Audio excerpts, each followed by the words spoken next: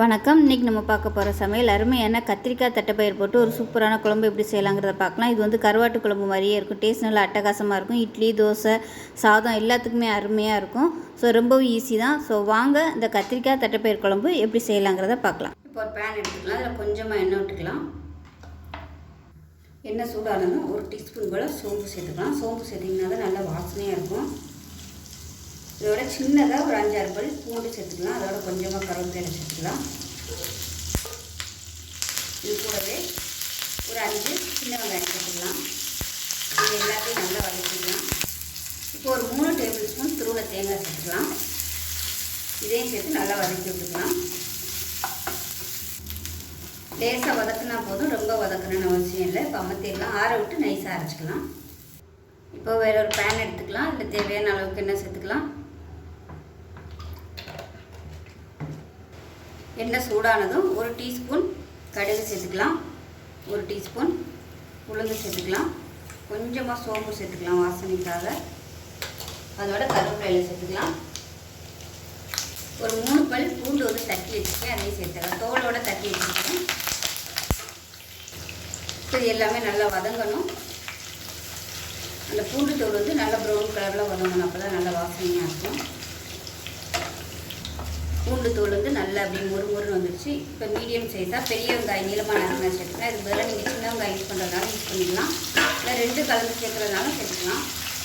இப்போ வெங்காயம் நல்லா வதங்கிடுச்சு. இப்போ குழம்பு தூள் சேர்த்துக்கலாம். வீட்டில் வந்து எது வச்சுருக்கீங்களோ அதை சேர்த்துக்கோங்க. நான் வந்து ஒரு 3 டேபிள் ஸ்பூன் சேர்க்குறேன். இப்போ மிளகாத்தூள் சேர்த்துக்கலாம். 1.5 டேபிள் ஸ்பூன் சேர்க்குறேன். இது வந்து காரம் கம்மியாக தான் இருக்கும். அதனால நான் வந்து கொஞ்சம் 1.5 டேபிள் ஸ்பூன் எடுத்துருக்கேன். இதையும் சேர்த்து நல்லா எண்ணெயில் வதக்கி விட்டுக்கலாம். பொடி வந்து நல்லா வதங்கிடுச்சு. இப்போ 3 தக்காளி வந்து மிக்சியில் அடித்து வச்சுருக்கேன், அதையும் சேர்த்துக்கலாம். சேர்த்து இது எண்ணெய் பிரிஞ்சு நல்லா வதங்கி வரணும்.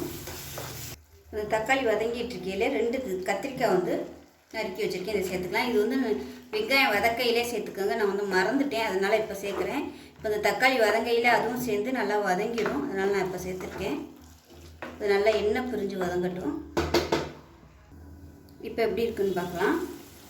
பாருங்கள், நல்லா எண்ணெய் பிரிஞ்சு வந்துருச்சு. நான் உப்பு சேர்க்கலை. இப்போ வந்து தேவையான அளவுக்கு உப்பு சேர்த்துக்கலாம். தட்டைப்பயிர் வேக வைக்கும் போது உப்பு சேர்த்துருக்கேன். அதனால் இந்த ஸ்டேஜில் கொஞ்சமாக உப்பு சேர்த்துக்கலாம். இந்த அளவுக்கு உங்களுக்கு தொக்கு மாதிரி வந்துருச்சுன்னா தான் எந்த குழம்புமே நல்லா டேஸ்ட்டாக இருக்கும். நம்ம வதக்கிறதுல தான் இருக்குது அந்த குழம்போட டேஸ்ட்டு. அரைக்குறையாக வதக்காமல் விட்டுட்டோம்னா டேஸ்ட் வந்து நல்லா இருக்காது. ஆனால் இந்த அளவுக்காவது நீங்கள் எண்ணெய் ஊற்றுனீங்கன்னா தான் உங்களுக்கு வந்து மசாலா நல்லா வதங்கி எண்ணெய் பிரிஞ்சு வரும். இல்லைன்னா எண்ணெய் பிரிஞ்சு வராது. இப்போ பார்த்தீங்கன்னா தட்டைப்பயிர் வேக விட்டு எடுத்து வச்சுட்டேன். நான் முன்னாடியே முதல் நாள் நைட்டு ஊற வச்சுட்டு நல்லா ஒரு 5 விசில் விட்டு வேக விட்டு எடுத்து வச்சுருக்கேன். இதிலே உப்பு போட்டிருக்கேன். இப்போ இந்த தட்டைப்பயிர் வந்து நம்ம சேர்த்துடலாம். இப்போ நல்லா கலந்து விட்டுக்கலாம். கலந்து விட்டுட்டு இப்போ தேவையான அளவுக்கு தண்ணி சேர்த்துக்கலாம். தண்ணி சேர்க்கும்போது சுடு தண்ணியாக சேர்த்துக்கோங்க. தண்ணி காய வச்சுக்கோங்க. காய வச்சுட்டு நல்லா சூடு பண்ணிவிட்டு சேர்த்துக்கோங்க. இப்போ வந்து கொதிக்க ஆரம்பிக்கட்டும். இப்போ பாருங்கள், குழம்பு நல்லா அருமையாக நல்லா கொதிக்க ஆரம்பிச்சிருச்சு பாருங்கள். இப்போ இந்த ஸ்டேஜில் நம்ம தண்ணி சேர்த்துக்கலாம்.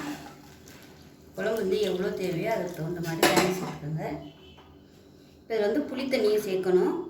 புளி தண்ணி வந்து ஆப்ஷனல் தான். விருப்பம் இருந்தால் நீங்கள் சேர்த்துக்கலாம். புளி சேர்க்க விரும்பாதவங்க இன்னும் ஒரு தக்காளி சேர்த்துக்கிட்டிங்கன்னா உங்களுக்கு புளிப்பு டேஸ்ட்டு கரெக்டாக வந்துடும்.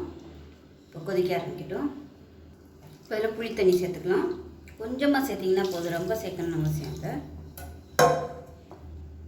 புளிக்குழம்பு மாதிரி புளிப்பு டேஸ்ட் வந்து அதிகமாக இருக்கக்கூடாது. லைட்டாக சேர்த்திங்கன்னா போதும். வந்து கொதிக்கட்டும். கொஞ்சம் கொதிச்சதுக்கப்புறமா நம்ம அரைச்சி வச்சுக்க தேங்காய் சேர்த்துக்கலாம். மூடி வச்சிடலாம். இப்போ குழம்பு எப்படி இருக்குன்னு பார்க்கலாம். பாருங்க, நல்லா அருமையாக வந்துருச்சு. ரொம்ப நேரம் கொதிக்க விடணும் அவசியம் இல்லை. மசாலா நல்லா வதக்கியாச்சு. ஏற்கனவே தட்டைப்பயிரும் வெந்திருக்குது. அதனால் ரொம்ப நேரம் கொதிக்க விடணும் அவசியம் இல்லை. இப்போ இதில் நம்ம அரைச்சி வச்ச தேங்காய் பேஸ்ட்டை சேர்த்துக்கலாம். 1 நிமிஷம் மட்டும் கொதிக்க விட்டுக்கோங்க. நம்ம அரைச்சி வச்ச தேங்காய் பேஸ்ட்டை சேர்த்துக்கலாம். அதில்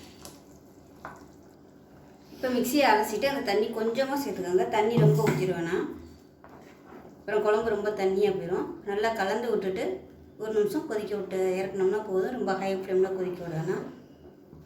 கொதிக்கட்டும். கத்திரிக்காய் பார்த்திங்கன்னா முன்னாடியே எண்ணெயில் வதக்கிட்டோம்னா சீக்கிரமாக வெந்துடும். நீங்கள் வெங்காயம் வதக்கையிலே கத்திரிக்காயை சேர்த்து நல்லா வதக்கிக்கோங்க. நான் வந்து இன்றைக்கி 4 நறுக்கி போட்டிருக்கேன். நீங்கள் முழு கத்திரிக்காயை 4 கீறிட்டு சேர்த்து வதக்குனீங்கனாலும் அந்த மாதிரி தட்டைப்பயிறு குழம்பு வச்சாலும் நல்லாயிருக்கும். அந்த மாதிரி சேர்க்கல நல்லா குட்டி குட்டி கத்திரிக்காயாக எடுத்திங்கன்னா டேஸ்ட் நல்லா அட்டகாசமாக இருக்கும்.